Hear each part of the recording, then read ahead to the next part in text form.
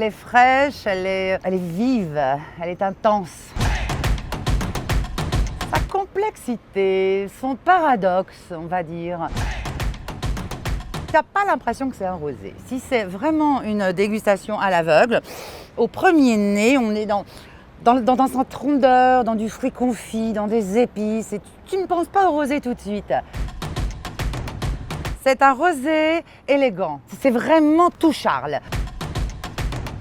Non, c'est beaucoup de travail. Déjà, dans l'assemblage, il faut être très précis. Donc non, ce n'est pas show-off. C'est un vin, vraiment, dans toute sa splendeur.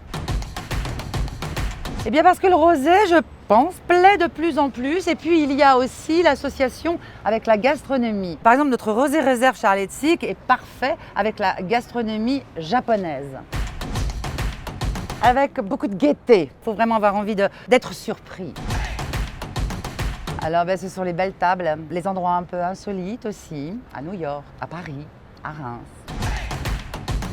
Assurément, et on le fait. Je l'emmène en Corse bientôt, dans les montagnes corses. La France, avant tout. Pas du tout. Les bains de Champagne. Surtout l'hiver à la montagne. Cette touche de couleur va apporter évidemment beaucoup de plaisir aux yeux, au cœur, à l'âme, qui vont très bien avec le sapin de Noël, avec l'ambiance. Avec Charles Sick, tu achètes le contenu parce que forcément, avec Charles Sick, tu dois le connaître. Tu dois être un Charles aficionado.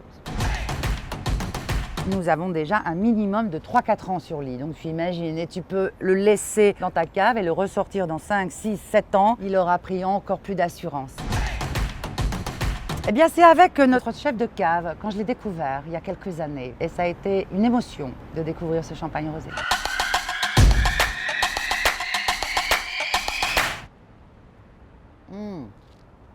Sur la terrasse, sous ce soleil, l'heure parfaite.